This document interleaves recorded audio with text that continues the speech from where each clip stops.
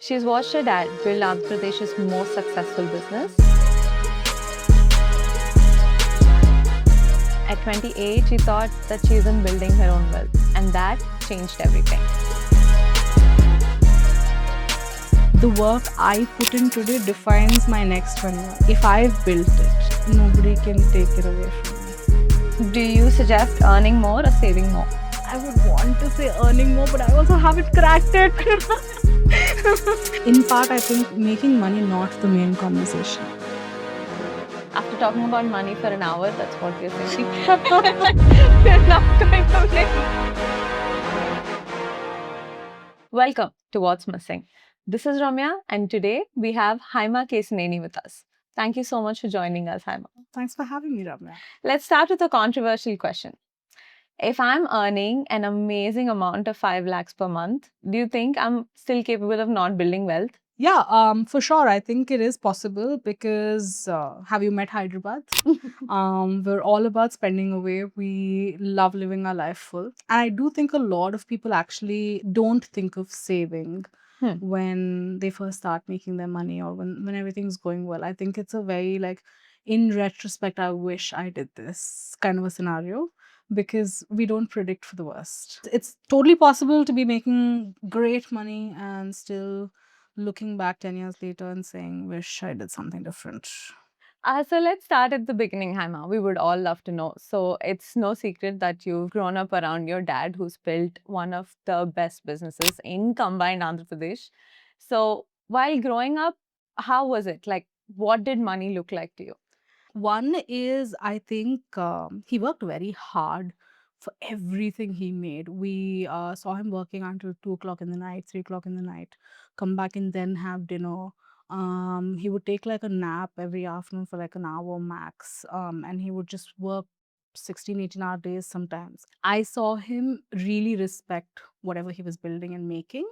My pocket money would have to be accounted for. So the way that he taught me was that I had to have a register. Oh my God. And every rupee I spent, I had to make an account. Ledger. A ledger. You maintained a ledger at what age? Probably as early as like 11, 12. I was in boarding school, so every summer that I'd come, he'd give us money. He'd give me a cell phone. Every rupee that we actually took from him had to be accounted for. We were a joint family at that point. I mean, a lot of cousins around. When we would all go out, right? Like he'd give me a wad of cash. And for a kid that young, a wad of cash is a lot of money. I mean, that could be 200 rupees in like multiple notes, but as long as it looks big. No. So, but he wouldn't just give it to me like, oh yeah, you go chill. He would give it to me saying, this is for this purpose. And when you come back, I need to know how you spent it. So I was taught to actually respect money and not think that just because it's available. So that way I've been very blessed to understand and respect money from a very young Very age. early on. Me and my sister both, I think, very early were even asked to read land documents. They were in Telugu sometimes, so we avoided that. The ones that were in English for sure, we were made to file them. We were asked to write the name of that particular property and file it inside. If mom or dad were not accessible, we were allowed to open the locker and give them to whoever is required sometimes. So we've actually had a lot of access with respect. I think that really shifted how my behavior towards money was later. But that being said, it's not like we were living in scarcity mindset. We were not taught to save at all costs. We spent, we really lived a really good life, but in our own terms. It was not defined by someone else. It was what gave us joy that we would spend on, and not based on society or showing or projecting to the room. World was different back then. So I don't think there was as much exposure, quote unquote, that would lead you to spend as per others' whims and People fancies. would blame social media, but yes. There Yeah. is a beautiful topic that you've touched upon. So what do you think? You think most people live in a scarcity mindset? I think women maybe more than men. The money we have access to either comes from our salaries or our jobs, which is a limited amount of money, or only when we get married or when do we see bigger wealth coming to us, right? Like when we get married, when our asset is being transferred to most likely the guy's family, but we don't actually have access to it. Hmm. We don't know that we can get a bigger chunk of money later when we actually want it. If a girl's running a business and you ask your family to invest in it, more than likely there's a lot of skepticism around it. Versus like if you want to go tap into venture fund, etc., maybe it's a little bit better because then they're actually checking if you're eligible for it or not. But then it's not accessible to them. Wealth is much more accessible to men because of the fact that they get handed down properties, inheritances. Women are always handed down pocket money or salaries. It's finite. And it's not something that can move things around. It feels very incapacitating when you feel like you're stuck somewhere and you really can't move, right? But from what you said, I don't think that was how you were raised, right? Yeah, I definitely don't think we come from Hmm. a scarcity mindset. Okay. But that being said, I did see a lot of highs and lows in business Hmm. that gave me the scarcity mindset in the middle. Ah. And that was my own experience. It's Hmm. not like it came from my upbringing. So I have gone through that. I still work towards it today. I Okay, taboo topic, but I have to say it because I'm vocal like that. I'm working with a therapist, Hmm. and a part of that, Not and taboo at all. Not taboo at massive taboo, but all. We a part of, completely disagree. I think everybody should be super vocal about something like that. yeah, you can only wish for that. But a part of my conversations with her are around my relationship with money. Hmm. And I think that's really tapped into a lot of growth for me. Hmm. Being able to have those conversations, understand where I come from and why I am the way that I am. So, for example, it reflects in the smallest ways, right? Like I spend money. It's not that I don't, Hmm. but I'm always spending from a place of, oh shit, what if I don't have it tomorrow? So, I'm never really enjoying when I'm spending. It's always coming from a place of, I'm doing it, I'm doing it, but I don't want to. I don't want to. Can I pull myself back? Or like, if I know something has to get paid, also like I, I wait on it for a week sometimes, saying, I don't know if I want to make this payment right now. Can I please hold on to it for a little longer? Because like that money's sitting in the bank today. Once it's gone, I don't know, man. When am I going to get it back, right? Like, even running a business, even like not being raised around that, I still have this. So you can only imagine how it is for everyone else. You were already building it with someone who's done it so well. At what point did you think that what's in it for me? I mean, I'm putting it very bluntly, but what I'm trying to say is I am not contributing enough that it's not making wealth for me. At what point does one realize that? I can't answer your question very directly, Hmm. but it came down to a shift in business setting today Hmm. itself. Earlier, I felt like when you put in the work, you would see the result, if not today, at some point. Today, it's very uncertain. Extremely You uncertain. don't know if what you're doing is actually going to yield the result that you want it to. You don't know if by the time you actually like started and then like gotten somewhere, the entire like shift has happened. Like, everything's changing so fast right now. So like, what if the industry's only Yeah. changed? There's too many moving pieces. The origin for this thought for me was predominantly when business was not doing as well in the middle. This was 2018, 2019, when the thoughts started coming into shit, man, like my entire life is dependent on this business. As an entrepreneur, you don't take your money first. You wait for everything to get done and then you take money from what's residual in the business. And there's no residue someday. Like, what am I living on? I don't know, man. It was hard. So it struck me that if this doesn't do well, I'm screwed. I have nothing to my name. Yeah, maybe like my dad will give me something, but that's on his discretion. It'll probably come later. I have no right to ask him a question on it right now. So if this doesn't work out for me, all eggs in one basket, I'm royally screwed. I have zilch. Like I have to go back to my dad begging him for pocket money again. Like, I'm at a certain age where like I don't want to do that. He gave me an education. He gave me like a lot of great things in life. Now I don't want to go back to him and say, dude, please feed me. So I think it came from a lot of that. It's not entirely about realizing that like it's not enough or like what am I doing for myself, but it's more I have nothing if this doesn't work out. It's easier if I would have had a job, for example, I'd know that like if not this, I'll go somewhere else. But then with this, like, and there's a lot of people dependent on me. It's not like I can just first sign of stress, I can't just like walk out and go do something else, right? Like I have to stick with it. Yeah. I have to make sure that like everything is sorted out before I actually think about myself. And as an entrepreneur, I think that's like our moral responsibility that we take on also in life is you come last. On a good day also, right? Just because I'm saying all of this now, on a good day, I'm going and splurging, I'm chilling, I'm having fun. I'm not thinking about when the day is bad also. So like there was a whole mindset shift that was required overall, not just in terms of like shit, I don't have anything, but it was more of even when I'm doing well, I'm not thinking of the bad day. So I think I needed to get a little bit more mindful of money at large. So you think that equilibrium is important? Absolutely. Absolutely. And it surfaces in the smallest ways. Like you don't have to save every rupee. You don't have to give up on like the life that you want. But also think of whether you're spending on things that give you joy versus like, are you trying to signal to the room? Is a large conversation. Do you remember if there was a point where that mind shift actually happened? It's actually a very clear moment for me. I have a cousin that lived in Chennai when he was younger. And he always said this, right? He's like, oh, Chennai people live so simple. Like, you guys, what are you doing? Why are you trying to show off so much? What is this flamboyancy? And I never understood it. But then later, when I started working, and I remember seeing this one uncle. I've been seeing him since when I graduated and came back to Hyderabad. And I was noticing him, but it never really was like an aha moment until the point where during COVID, I'd invited him over to my new office. And as usual, like he does every single day, he gets out from an Innova and he's wearing the same khadi shirt that he always wears.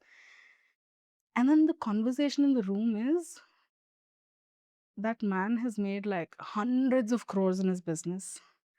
He has insane wealth. And look at how he walks into the room. I think that day a lot shifted for me. I think the conversation was around like my staff, my parents, everyone were talking about him because like he's very well respected. He carries himself also like that. People respect for who he is and not what he projects. And for me, that day said a lot. It was, oh shit, dude, I want to be that person. I want to be respected for my work ethic, my brains, the impact that I create. And I think my dad has also done that exactly all of these years, but then we lived a very full life. So I couldn't learn this part of it from that, but I think he's also taught me that you should be exactly about your work ethic, about your moral system, your values. And that's very strongly ingrained in me. So like I don't do anything that's like borderline gray area also. Like it's very black or white to me. Like my value system is very strong like that. This made me realize how my wealth situation should be. Is I wanted it to be about soft wealth. I wanted it to be about me first, my personality first, and then maybe what I carry behind me. So was that when you thought that this is not a common mindset and that's where Femme Circle was born from? Definitely not from that moment because that was still too early. Like I hadn't thought about as much by then. Fem Circle was born because like I was saying, right, I've started to feel this need to like build beyond my business. I wanted to feel more like sorted on my own personal finances. I didn't want to keep going back to my family and saying, dude, I'm like, come on, pay me or like give me money now. So that was a lot of that. While I was working on my personal finance journey, I was hearing a lot of conversations in the room from older women, from women our age, their conversations around money, their struggles. So there was this one conversation I overheard where an older person sacrificed every day of her life, gave up on everything she wanted because her kids. The husband decided that the kids came first. They have to pass on a lot of wealth to the kids. So they lived a very frugal life, saved every rupee, built a lot of wealth. Now the kids are sorted. But at 65, 70, they don't know what they want out of their own life anymore. And she went up to him one day apparently and she's like, listen, now they're sorted. No, can I go spend on myself? And he's like, yours, no? You take it. You go do what you want with it. And I'm like, dude, you should have told her that 30 years ago. Why did you take control of her wealth that day? And now 30 years later, she's like incapacitated. How? Think about it. She like 60, 65 years, 30 years after she stopped caring about, like, owning and, managing her own wealth. And she was capable when she was younger. She Hmm. would do it with her father. But now, like, all this time later, how does she pick back up? Where does she start? Who should she talk to? She doesn't have the ecosystem around her. Hmm. All of a sudden, you say this, and in that moment, I'm like, shit. The worst part is, I realized that, yes, she was much older, but we're all going in the same train. Hmm. We're all following the same path because guess what? Life is the same. So when a woman has kids finally, the bandwidth to do more goes down. Hmm. At some point, we all decide, dude, is this really worth my energy and time? Can someone else just do it for me? Hmm. It starts with help, it starts with favors, and it goes into control. So are we really changing over the years? Because life is the same, right? Like, if life's the same, how do we really change that much? I don't know. Um, so I was hearing a lot of my friends later where they don't have the mental bandwidth for anything anymore. The load on them is so heavy. They're working, right? While they're working, also in their mind, family, kids, everything is running. Especially with families where there is business families, where they're joint families with a little bit of privilege, the women do actually have to take more load. There's just no way around it. Hmm. No one is going to compensate that for you. So no matter what you have going on in your personal life, you still have to come back home and take care of, at least, like, is Yeah. everything sorted, and then like tone yourself down a little. Even though you're like at work you may have authority, but then at home you still tone yourself down. You still have to be the bahu of the house or whatever it is, and like be softer, become like a different person. There's a lot of things that are happening in women's lives. So money is the last thing they want to actually talk about or think about. Yeah, they're making salaries, they're making their own money, but that only is enough to kind of help them with their, like, the expenses. Hmm. Is that really going to shift in the wealth sense? Can women actually, with this kind of baggage and load, think of building like a crore for themselves? 10 crores, 100 crores. Men talk in that language, no? Can we ever do that?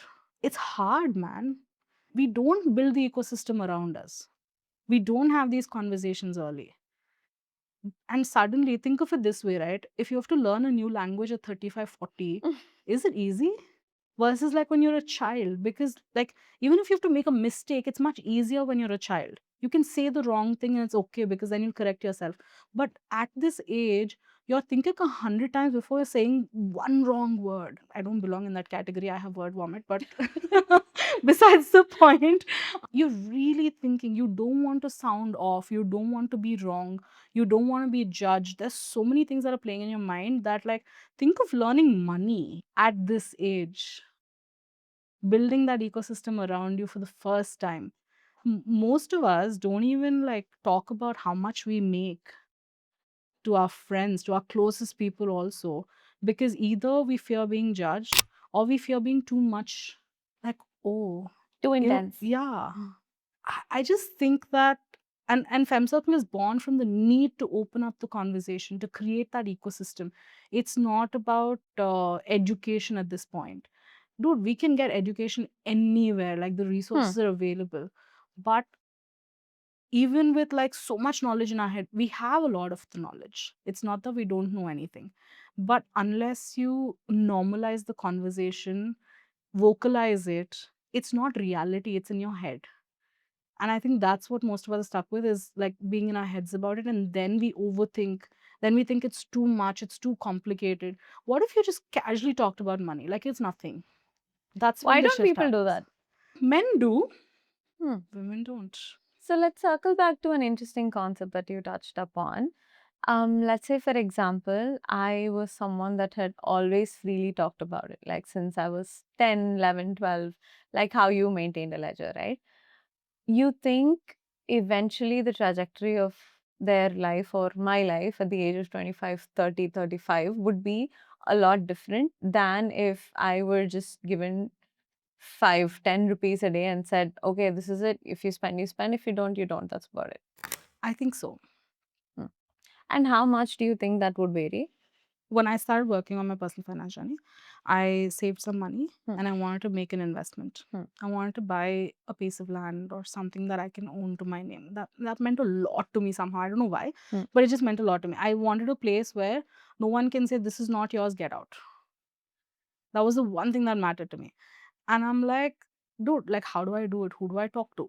And one fine day, I don't know why, but I just decided that I'm going to go tell the whole world. Every person that I thought could help me or has done this before, I went up to them, I called them, picked up the phone, didn't care what, when, how. And I just said, I have this much to invest. I want to do this with it. Can you help me? And it happened. Took How me soon did it 2 happen? months. 2 months. That's it. Interesting. So was this like a house or was this like a land that you wanted to There buy was at that some point? investment opportunity that actually ended up coming through my mom's friend. She knew I was wanting to invest and she's like, there's something going around. Do you actually want to consider it? It was a woman. We are capable. I think we're told that we're wired differently, yada yada, but honestly, it all boils down to it's not normal for us since when we're kids. And that's how our wiring happens, no? Yeah. Is like if it's become normal since when you were like a kid, then that's just that. Like for example, for if my business requires a loan today, I don't mind picking up the phone and asking people for it. It's not taboo. It's not. I don't have to feel that Telugu they call it namoshi or whatever. What is that Yeah, in English? I don't know the equivalent of that. You don't have to feel like that. There's no hesitation. There's no hesitation. You do what it takes. I don't know if it's appropriate for me to say this. I don't know if it's a taboo topic. Women that have lost their husbands, that are widowed, women that choose not to get married, really have their wealth in control. They find the strength to do whatever it takes. There's no baggage. There's no one telling you you can't have this conversation. That's not ladylike. That's not classy. You do what it takes. Can you go tell a man, don't talk money, it's not nice? We are told all of that, no? We're placing so many limitations on our own selves. Like, I don't know how we even function with the kind of barriers we've created for ourselves. So you think for anyone to function to their fullest capacity, A, they should be like taught all of this since they were kids, and B, you shouldn't be judged when you make mistakes? Or do you think there is a general mindset that everybody needs to have? More than being taught, I think it just has to become normal. In addition to what you said, there's one more thing that I think is important to bring up is that even if all of this is sorted when we're kids, women post marriage. What do you think changes? Is there like a shift? What is the difference if we're in one family or another? I think the amount of space you can take changes. Can you really be yourself? Do you have the luxury to do that? My personal experience, until I was out of college, I could be whoever I wanted to be. I could design my life the way that I wanted it to be. I could study whatever I wanted.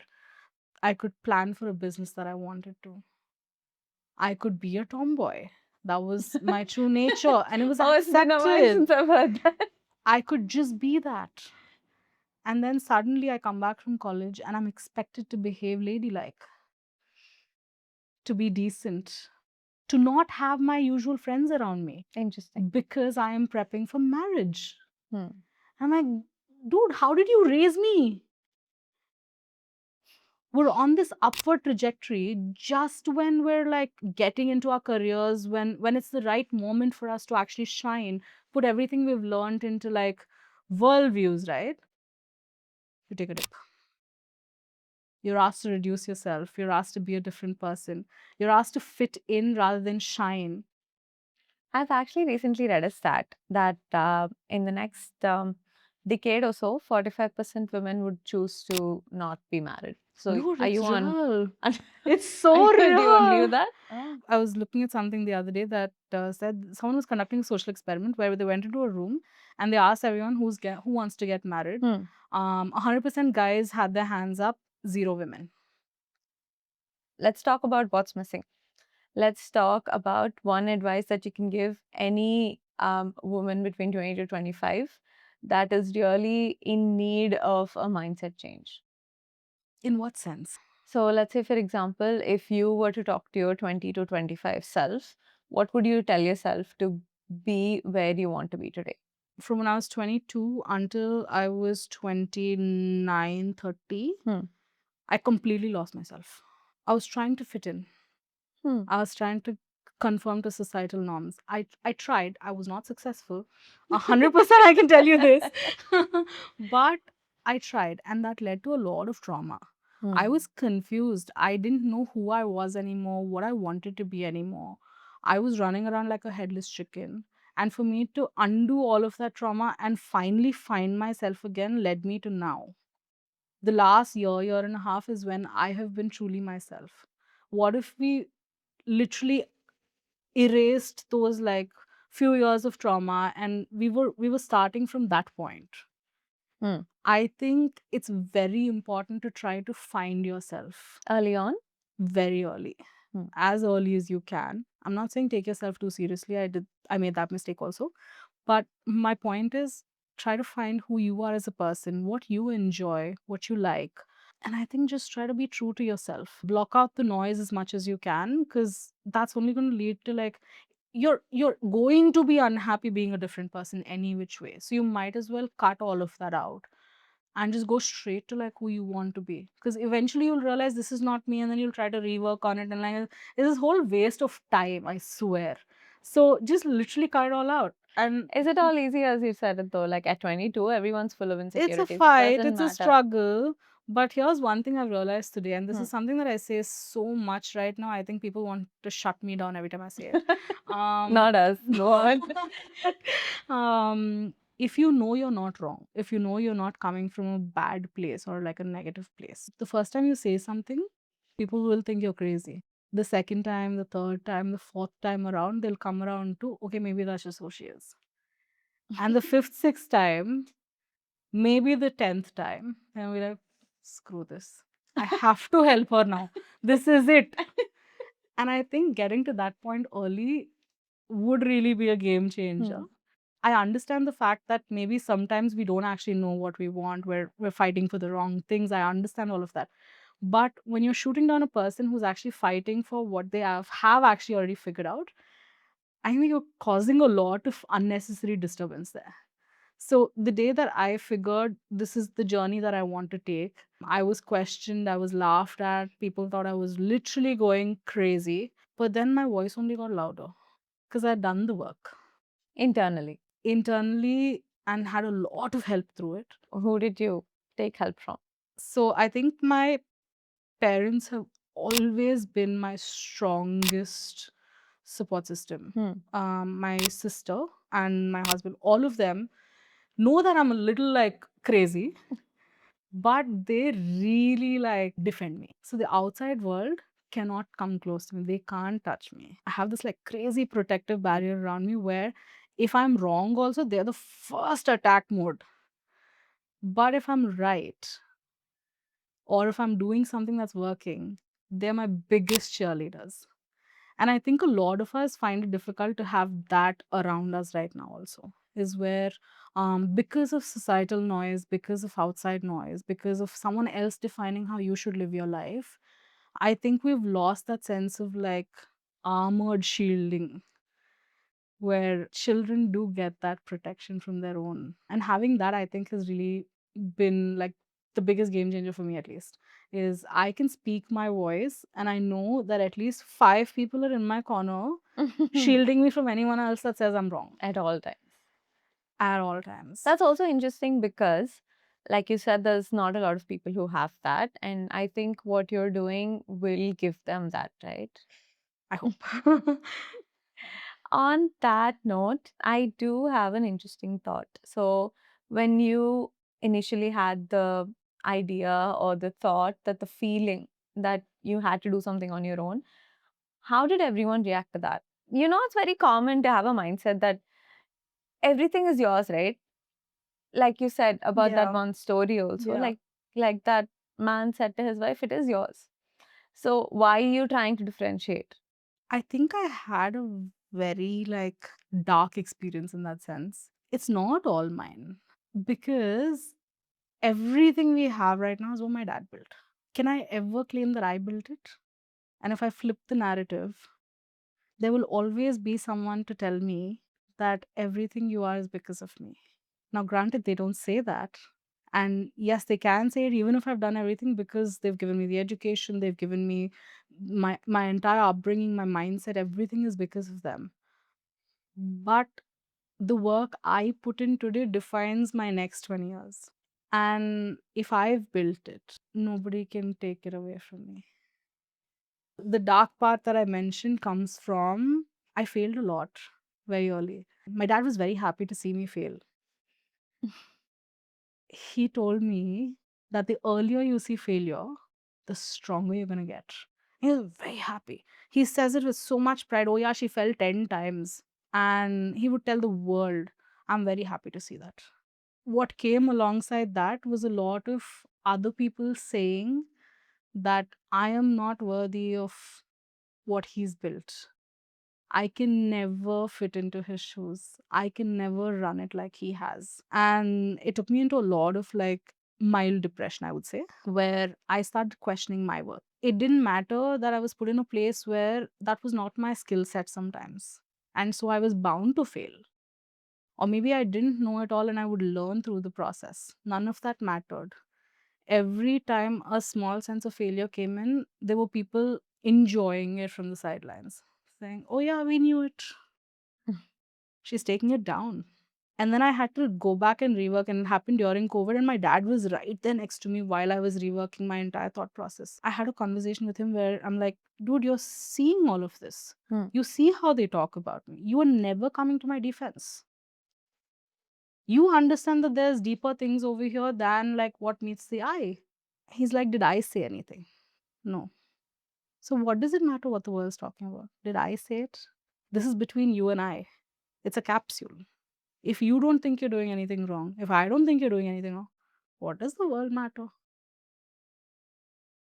And then he helped me rework on the whole thought of you build what is right for you. It's not what I've said. What do you think is right? He pulled me out of one of the businesses where he thought that I was bound to fail in it. He gave me the strength to like actually rebuild. And through that process and journey, I realized that maybe I was not meant to fit into his shoes. And That it's amazing that your dad helped you see that as well. I really give him credit for who he is as a person. Like he's been a rock and beyond. So sweet. Yeah. To shift from that a little bit. So today, for the lack of a better example, I'll just take yours. Today, when we see you or when we see someone else on social media, it's so easy to imagine what wealth would look like, right? Like you said, it's everyone's like super pompous about everything, a good car, a good house, good education, good exposure. But for me, if I'm looking at things like that, how do I get there?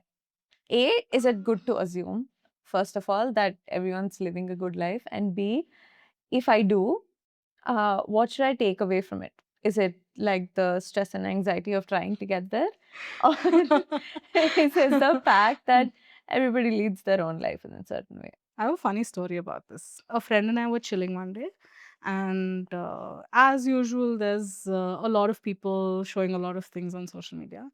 And I was asking him, dude, like, how is this possible? How was what Because their company is not doing well. Okay, oh, like that. Yeah. And then I see the other side of their life, and they're like, private jets, come on, let's do this. And then we were just talking about like, how are they showing this kind of life? Like, is it actually real?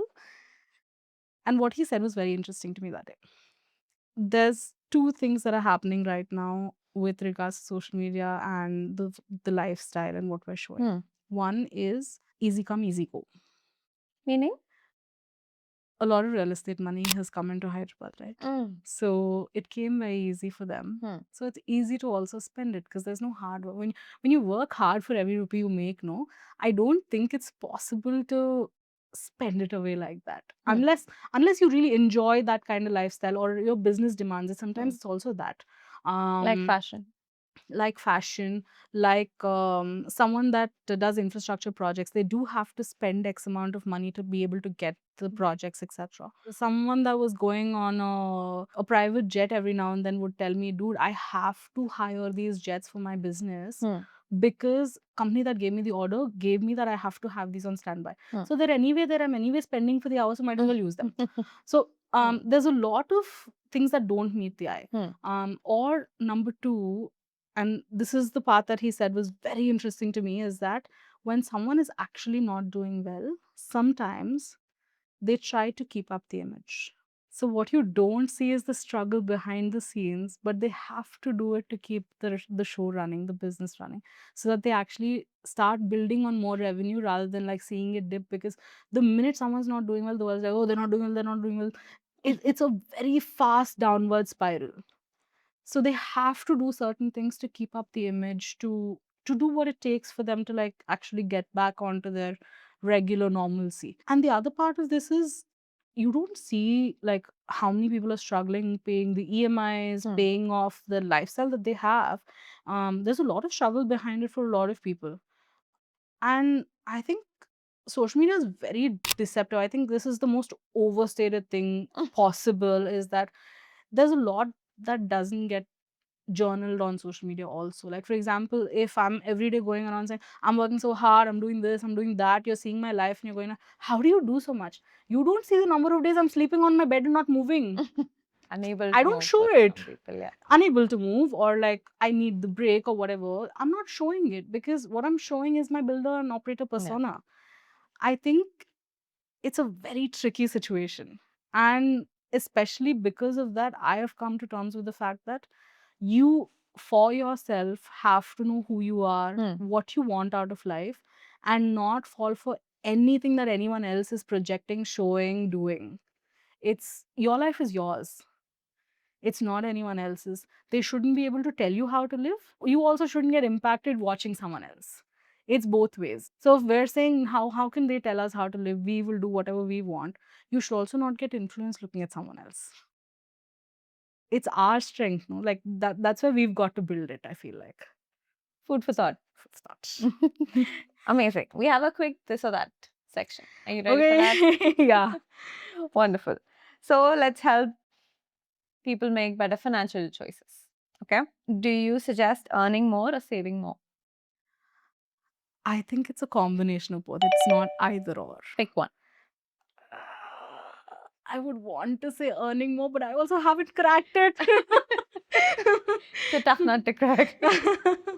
Salary or equity? For all the startup boys.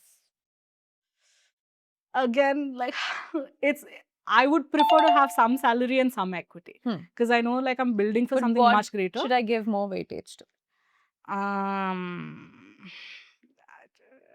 I don't know. It's hard. I think it would still be both. Okay.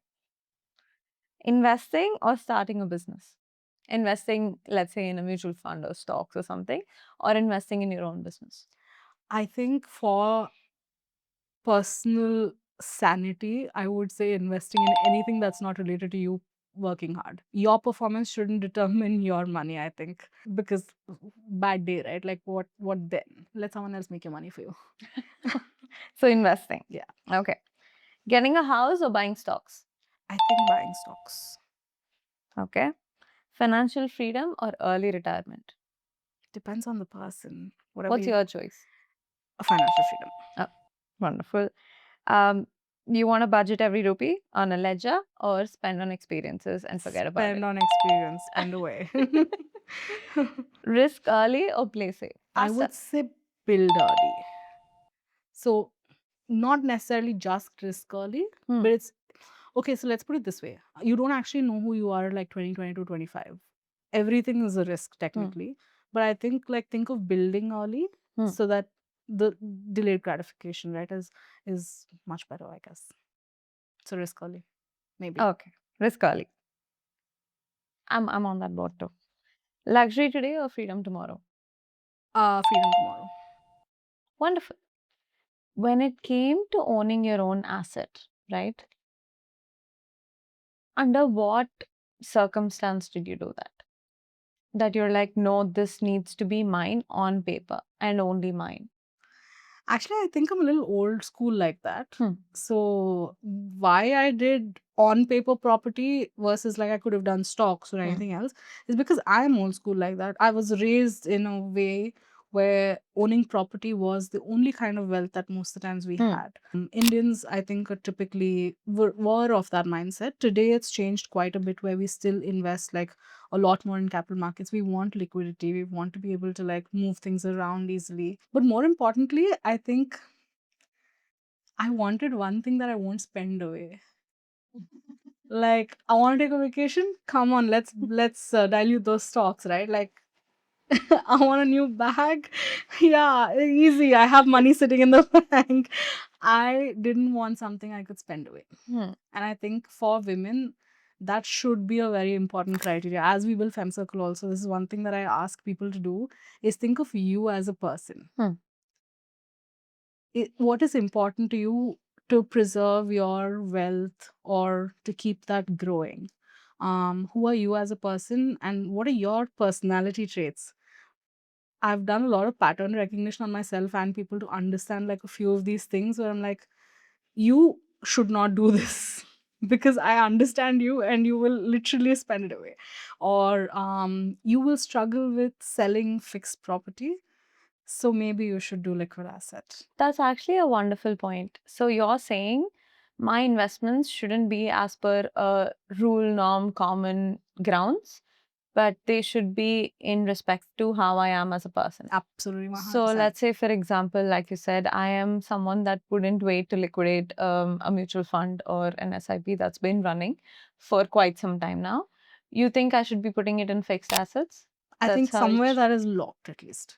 Hmm. So even if you are still doing it in some sort of liquid asset, I think it should still be fixed for a certain time frame Hmm. until you absolutely need it for something else. And I also think that it's very important to have a goal in mind when you're doing all of this. Because otherwise, what's going to keep you tight to actually like committed to doing this, right? To Like, following through. yeah. So I think personality type, requirement, need, why you're doing this are very, very important when you're thinking about investing. If you don't think there's a need to invest, don't do it. But that's for you to decide. I said that it's really, really tough right now, whatever I'm doing, and I'm not earning enough to even meet my bare minimum needs. What would the conversation look like? You remember you asked me about like making more versus Yeah. like, I think it boils down to that. How do you actually get to the point where you are making Hmm. enough? Because I think a lot of us talk about savings and reducing expenditure a lot. It's impossible today. Have you seen our like inflation rate? They're talking about percentages that are like for the mixed bag, right? But technically, lifestyle inflation is much higher. Urbanization has led to like a very, very high cost of living in cities, especially. So I think unfortunately, we cannot contain expenses anymore. Some people, yes, when we are overspending, we can do that. But I feel like the bare minimum expenditure itself has gone up so high that we all do have to ask ourselves if we are making enough to meet that. And one, I feel like a lot of women are not breadwinner or the primary owner of their families. So our money does get treated like pocket money. What we make is only for ourselves. I've heard this even in my own life where you're only working for yourself. I am building wealth for the family. So who takes more importance here? Hmm. So we are diminished in multiple ways like that because also we aren't 100% self-sustainable. So yes, if we do want to talk financial independence, a huge conversation is, are we making enough money to be 100% independent? Hmm. Not house is paid for by husband, dad takes care of my inheritance, I only need today's kacha versus I got it all. Unless you do that, I don't think you'll ever be truly independent because at the end of the day, you'll come back home to someone telling you this is my house. Boils down to that, no? Interesting. But what do you think financial independence means for someone who's gained it already? Is it I freedom? haven't gained it. I don't think, yeah, I don't think we're there yet. But I want to flip the narrative a little bit Hmm. to financial freedom or independence is actually the idea that you don't think about money Anymore? at all. Hmm. Yeah, anymore. Versus what are we doing to it? we're constantly thinking about money and calling it our work towards financial freedom or independence.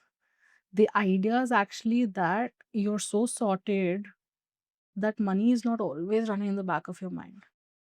Like you're gonna grab coffee with a friend. Almost when the bill's coming out, opening your bank app to check if you have the money to pay for it. Someone's talking about a trip that you want to go on. You're like, shit, can I pay for this? I'll just say yes first and then we'll figure it out. I think money has become such an important conversation in all our lives that we've forgotten that it's, like I said earlier, it's just a tool, it's just an instrument. Life shouldn't revolve around it, it's one part of it. So essentially, what you're looking for is peace of mind at the end of the day. 100%. So let's do a quick one word only answer. Hard to do these, yeah. All right. We'll try to keep it at one word only. Okay. So these are completely for you. So what these words mean to you.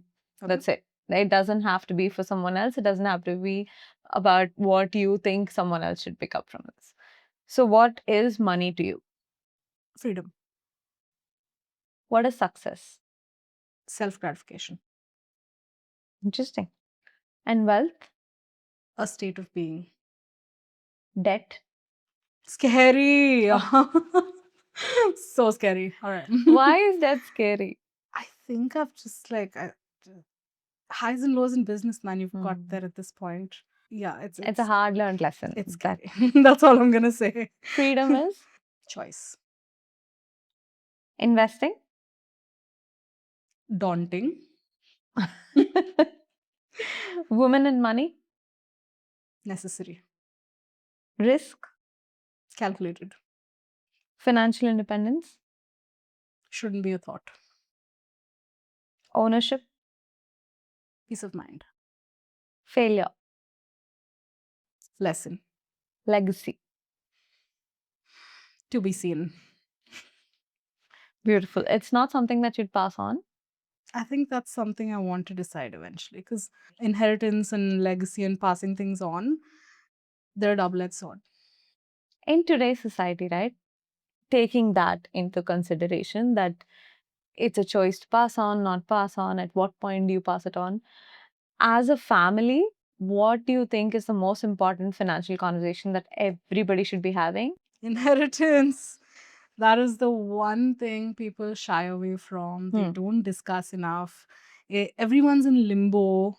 It's so easy to get it out of the way, also, but it's also the one thing that we don't do enough of. Leads to a lot of family feuds, leads to a lot of like mental unrest. And I think it's very, very important to clarify on this. Parents, while they are in their prime, while the kids are actually starting off their careers, it's very important to set what your thought on inheritance is and let people know about it because there are kids from privileged families that go on their entire life thinking they'll get something later, and then later they're like, oh shit, what happened? There are kids that put their life on hold. They struggle quite a bit early on because something that's supposed to help them is not helping them. I think one, if you're going to give your kids something, have the conversation early on. Tell them this is what I want to pass on to you, not pass on to you, and let them design their life around that.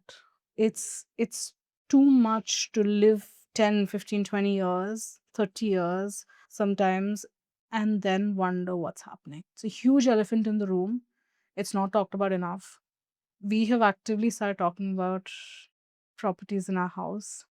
The first multiple times, again, I was stupid, I was crazy for mentioning it, but being able to discuss it out loud, even if it's not fully resolved, even if there's like a lot of confusion, even if there's a lot of doubt, question marks, an open conversation is, I think, the best way that it can be done. My husband's family does inheritance in a very interesting way. Whenever they're trying to flip property around, the kids get a share of what they've sold Mm.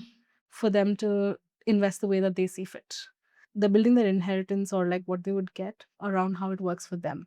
It's the hardest conversation to have. I also say it's a double-edged sword because I have seen stories where kids have mistreated parents after they've grown old Hmm. XYZ. Have you heard of that Raymond's Family Feud? Where the father was left with I Yeah. don't know what the real story is. I Yeah. don't know what the kid actually did to the father, what the father did to the child. But there was just so much that happened where the father had nothing left. He was surviving on nothing after building this empire. There are both positive and negative Hmm. stories. How many sibling feuds have we not heard of? Because the parents didn't give clarity to the siblings and Right. then they're stuck fighting amongst themselves. It shouldn't be between them. It's about the parent. That needed to set the Yeah, tone if right. they just did the work, then the kids don't have to see this day where like they're trying to figure it out amongst themselves and fight about who gets what, who grew what. Especially business families where one person is working, one person is not working. It's a very tricky situation. There are families that have like an entire business constitution, like a family constitution of like what happens next in the business, who Succession planning succession planning. I think it's the biggest conversation that needs to happen very actively. needs to be normalized. That succession planning is not just for like Yeah. Ambanis, but it's I for mean, all of us have our everyone's own wealth. wealth, right? It doesn't have to be the ultimate. With whatever we have, I do think it's important for us to figure it out. And when we're growing up, we're in our 30s, it'll be great to know how we want our wealth for the future and start building towards it from now. It shouldn't be a one day conversation or like once finally I'll inherit everything and then I'll like change everything around in a year. It's not possible. Hmm. Wealth is something that you like build. It's a constant thing. It when it becomes such a big conversation all of a sudden is when we see all of these instabilities. I feel like if it's inbuilt into your everyday, it yeah, it's much easier than that. But to add a layer to that, it's not as simple as that, right? I think it's the lack of trust within all these relationships that leads to them not doing that. That if you have it, you have it. When I give it to you, you still have it. But if I give it to you today and you lose it, you'll have nothing left, and that's on me too. That's kind of So, on the kid itself, no? Like, I mean, if you've decided to chill and right. like, but also parents know who you are as a person by the time you've reached a certain age. Have they ever accepted that though? Can That's they really can they rare. test out the waters? Hmm. It's not a 0 to 100. Hmm. Can they like think of a little bit?